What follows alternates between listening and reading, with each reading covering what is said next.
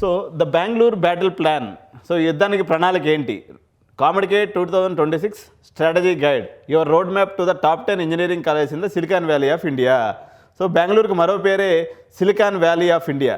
So ఇక్కడ ప్రధానంగా ఎందుకు ఇట్లా అంటారు అంటే, వైట్ ఫీల్డ్లో మీకు ప్రధానంగా అన్ని ఐటీ కంపెనీస్ ఉన్నట్లయితే, వేరేది ఇక్కడ ప్రత్యేకమైనటువంటి ఎలక్ట్రానిక్ సిటీ బెంగళూరు నగరంలో ఏదైతే ఉందో, ఇక్కడ అన్ని ఎలక్ట్రానిక్ సంబంధించినటువంటి అనేక పెద్ద పెద్ద కంపెనీలు ఉన్నాయి. ఈసీ చదివి ఎందుకు నేను ఈసీ గురించి ప్రత్యేకంగా ఎందుకు ప్రస్తావన చేస్తున్నాను అన్నట్లయితే, మనకు కూడా ఒక ఎస్ఈజెడ్ ఉంది.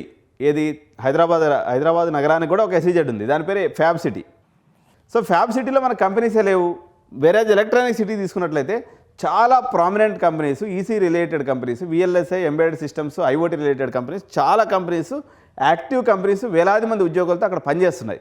సో మీకు ఆ అడ్వాంటేజ్ అనేది మీకు దొరుకుతుంది. ఇప్పుడు కేంద్ర ప్రభుత్వం నిన్న ప్రవేశపెట్టినటువంటి బడ్జెట్లో కూడా యూనివర్సిటీస్ ఏదైతే ఉన్నాయో మీరు ఎస్ఈజెడ్లో పెడతామని చెప్తున్నారు. కానీ ఇక్కడ ఆల్రెడీ ఇది ఎప్పటి నుంచి అమల్లో ఉంది. ఇప్పుడు ఎలక్ట్రానిక్ సిటీలో మీకు చాలా ఇంజనీరింగ్ కాలేజెస్ ఉన్నాయి, లేదా చుట్టుముట్టు చాలా కాలేజెస్ ఇక్కడ మీకు సరౌండింగ్గా ఉన్నాయన్నమాట. కాబట్టి ఈరోజు ఓపెన్ అయినటువంటి రిజిస్ట్రేషన్ ఫిబ్రవరి 3వ తారీఖు ఈరోజు రిజిస్ట్రేషన్ అయితే ఓపెన్ అయింది. సో ఇక అంతేకాకుండా యావరేజ్ ప్యాకేజెస్ కూడా ఎక్కువ. So 15 lakhs per annum package potential ఉంది. It is not just a seat, it is a fight to be in the same room as recruiters for Google, Microsoft, Amazon.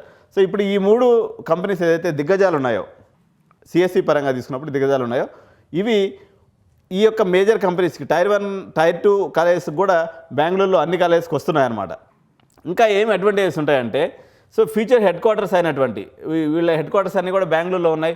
Corporate aspirations ఉన్నాయి. Global tech హబ్గా బెంగళూరు ఉంది. అదేవిధంగా research labs అనేవి కూడా ఉన్నాయి. Collaborative space అంటే ఇప్పుడు దాన్ని ఏమంటారంటే సెంటర్ ఆఫ్ ఎక్సలెన్సెస్ అంటారు. అటువంటివి కూడా ఇక్కడ కాలేజెస్లో ఉంది. అకాడమిక్ ఈకో సిస్టమ్ ఉంది, డైవర్సిటీ ఉంది, స్టూడెంట్ నెట్వర్క్ ఫామ్ చేసుకోవచ్చు. క్యాంపస్ వైటాలిటీ అంటే ఎప్పుడు కూడా షైనింగ్గా మెరుస్తూ ఉంటుందనే అర్థం అనమాట. అకాడమిక్ ఈకో సిస్టమ్ ఉంది. అదేవిధంగా సో ఈ రకంగా అన్ని రాష్ట్రాల పిల్లలు నార్త్ ఈస్ట్, సౌత్ ఈస్ట్ మొత్తం విద్యార్థులు కూడా మనకు బెంగళూరుకి వచ్చి చదువుతూ ఉంటారు. కాబట్టి డైవర్సిటీ. అదేవిధంగా ఇతర దేశాల్లో ఉన్నటువంటి మన తెలుగువారు విదేశాల్లో కొంచెం ఎక్కువ ఫీజులు ఉంటాయి కాబట్టి వాళ్ళ పిల్లల్ని ఇండియాలో చదివించాలి అనుకున్నట్లయితే వాళ్ళ ఫస్ట్ డెస్టినేషన్ బెంగళూరుగా ఉంటుంది.